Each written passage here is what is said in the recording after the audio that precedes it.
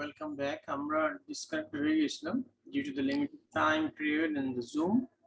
That's why we have been reconnected.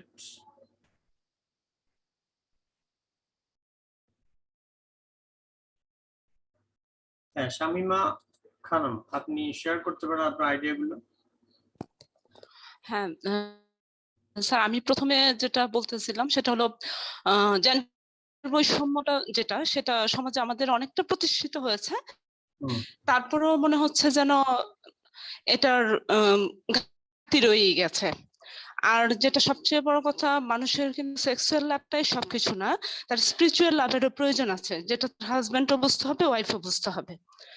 আর সমঝোতা যদি না থাকে, আর একটা পরিবার থেকে একটা মেয়ে অন্য এক পরিবারে যায়, তো সেখানে গিয়ে কিন্তু তার হাজবেন্ডের উপর তার ডিপেন্ড করতে হয়। তার হাজবেন্ড কিন্তু তাকে যদি হেল্প না করে, তাকে যদি ছেড়ে দেয় যে তুমি তোমার মতো আমি আমার মতো, সে যদি মনে করে যে আমি আমার ওয়াইফকে সাহায্য করলে আমার পরিবার আমাকে কি বলবে, আমাদের সমাজে কিন্তু এটা এখনো প্রচলিত রয়ে গেছে। এখান থেকে কিন্তু আমরা এখনো বেরিয়ে আসতে পারিনি, তাহলে কিন্তু আমাদের সমাজটা এতজনই করতে পারে। হ্যাঁ, এটার কারণ আছে, পারিপার্শ্বিকতার কিছু প্রভাব আছে।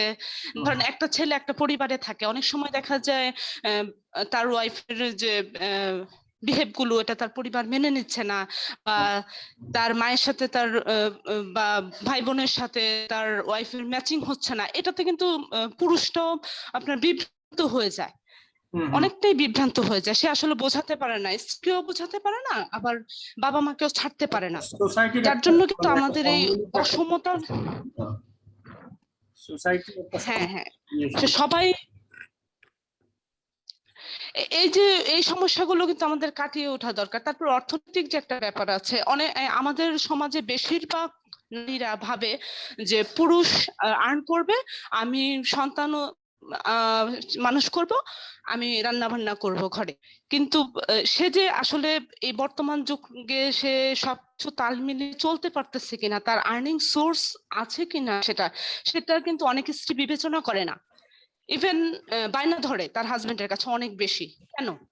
আমাকে তো তার বুঝতে হবে তাকে যে আসলে সে কতটুকু আর্ন করতে পারছে, আমাকে কিন্তু সেই ম্যানেজমেন্ট করেই চলতে হবে। আর এটা একান্ত ভাবেই চিন্তা করা উচিত যে আমার স্বামীর সাথে যদি আমাকে থাকতে হয়, কম্প্রোমাইজ করেই চলতে হবে, আমার স্বামীর দিকটা বেশি বিবেচনা করতে হবে, বাহিরের সমাজের অন্যের দিকটা না। আমি মনে করি আর কি, এটা করলে হয়তো আমাদের সমাজে এই সমস্যাগুলো থাকবে না আর কি, যে সমস্যাগুলো হয় সাধারণত। আর মানসিক দিক থেকে অনেক উন্নত হতে হবে, অনেক কিছু মেনে নিতে হবে। পরিবারগুলো মনে করছে যে নারীদের বেশি একটা শিক্ষিত হওয়ার প্রয়োজন নেই, তাড়াতাড়ি বিয়ে হয়ে গেলে তো সমস্যা শেষ, পুরুষের উপর নির্ভরশীল হয়ে পড়ার বা মানে করে দেওয়ার যে একটা টেন্ডেন্সি, এই জিনিসটা কিন্তু দূরীভূত করা প্রয়োজন। হ্যাঁ, না, নারী পুরুষ যেমন তার সময় অনুযায়ী বিয়ে করবে, সামর্থ্য অনুযায়ী বা তার নিজের পায়ে দাঁড়ানোর পরে, নারীদেরও কিন্তু উচিত রকমের সোসাইটিতে নিজেদের অবস্থান তৈরি করে তারপর বা ওই ধরনের সিচুয়েশন তৈরি করে বিয়ের সিদ্ধান্ত নেওয়া। তাহলে আমার মনে হয় এই সমস্যাগুলোর সমাধান হতে পারে, কিছুটা হলেও হতে পারে। আর এডুকেশন, মানে প্রত্যেকটা লেভেলে প্রত্যেকটা পরিবার যখন এডুকেটেড হবে, সত্যিকারের সুশিক্ষিত হবে, তখন কিন্তু এই প্রবলেম গুলো অনেকটাই মিটিগেট হয়ে যাবে অটোমেটিক, তাই না? আচ্ছা, আমরা এবার তাবিন্দা ফারার কাছে চলে যাই, সে তার ইয়েগুলো শেয়ার করতে পারেনি। হ্যাঁ, বলেন তাবিন্দা ফারা। জি স্যার। স্যার, ফার্স্টে হচ্ছে যে দুজনকে আন্ডারস্ট্যান্ডিং এর মধ্যে থাকতে হবে, কম্প্রোমাইজ করতে হবে, দুজনকেই, হাজবেন্ড এবং ওয়াইফ দুজনকেই করতে হবে। তারপর হচ্ছে যে হাজবেন্ডের ফ্যামিলি, হাজবেন্ড কিন্তু তার ওয়াইফকে ফার্স্টে প্রোটেক্ট করবে তার ফ্যামিলি থেকে। প্রোটেক্ট মানে হচ্ছে যে যে কোনো একটা ব্যাপারে তাকে হেল্প করবে, বুঝাবে, ঠিক আছে?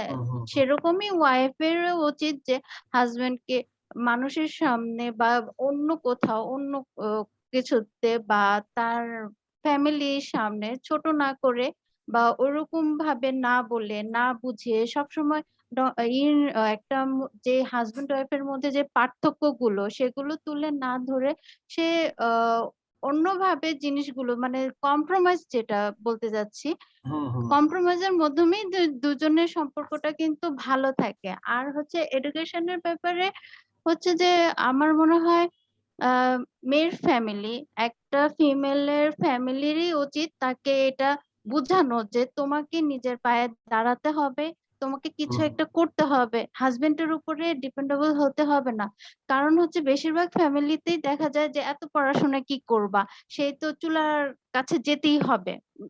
এই যে মানে একটা মানে মোস্ট অফ ভ্রান্ত দ্য একটা ফ্যামিলির, ধারণা। হ্যাঁ, ফ্যামিলি, মেয়েদের ফ্যামিলি চুলায় গুলোই যেতে হবে এটা সেটা বলে তো যে একটা প্রয়োজন, প্রয়োজন তো পূরণ হ্যাঁ করতে হ্যাঁ হবে। তো প্রয়োজন পূরণ প্রয়োজন, করার তো অর্থ এই এটা না যে আমি সব, শুধু হ্যাঁ, সেটা নিয়েই পড়ে থাকবো, তাই না? আমার অন্য আর সেটা কোনো নিয়ে দায়িত্ব পড়ে নেই থাকবো। বা এখন অনেক ক্ষেত্রেই দেখা যাচ্ছে যে হাজবেন্ড ওয়াইফ দুজনেই যখন জব করে তখন কিন্তু হাজবেন্ড, মানে বেশিরভাগ ক্ষেত্রেই এখন অনেক হাজবেন্ড কেয়ার হয়ে হয়ে গেছে, যে কেয়ারফুল থাকে যে আমার ওয়াইফও তো জবের থেকে আসছে, তো আমি তাকে হেল্প করি। তো এরকম যদি সবার মধ্যে থাকে তাহলে জিনিসটা কিন্তু মানে ডিভোর্স যে ব্যাপারটা বা অনেকে যে আম, বিবাহিত জীবন নিয়ে যে একটা দুঃখ বা একটা ক্ষোভ থাকে সেইটা কিন্তু আর আসে না তাদের মধ্যে। হ্যাঁ, হ্যাঁ, বিবাহটা আর তো আসলে মূলত ট্রু লাভ বা ম্যারেজটা আসলে একটা খুবই সুন্দর একটা ইনস্টিটিউশন, কিন্তু সেখানে অবশ্যই ডিগনিটি থাকতে হবে, রেসপেক্ট থাকতে হবে, মিউচুয়াল রেসপেক্ট থাকতে সাপোর্ট হবে। থাকতে হবে, মিউচুয়াল ইকুয়াল কন্ট্রিবিউশন থাকতে হবে, ডিগনিটি থাকতে হবে, এবং এখানে জি রোমান্টিক জি। একটা লাভ আর থাকতে একজন হবে। হ্যাঁ, আরেকজনের চয়েসটাকে কম্প্রোমাইজিং থাকতে হবে। রেসপেক্ট দিতে হবে, ইয়েস, হ্যাঁ, ইয়েস, ইয়েস। এই রেসপেক্ট বিষয়গুলো দিতে যখন হবে এগুলো। থাকবে তখন ওইটা আসলেই সুন্দর একটা ম্যারেজ। ওটা যদি না হয় জি, তাহলে এই ম্যারেজ আসলে মিনিংলেস, বরং সেটা আসলে হেল, তাই না, নরক।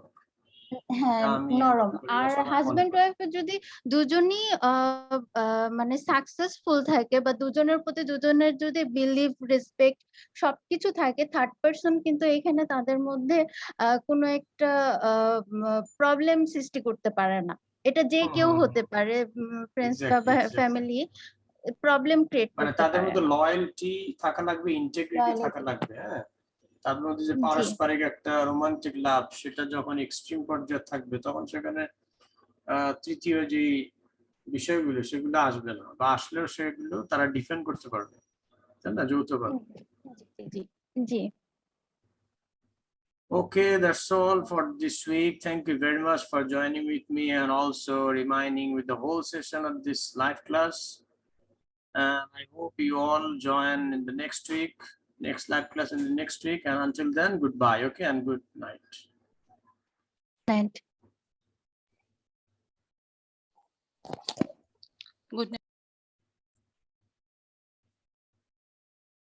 So I'm going to end the class now.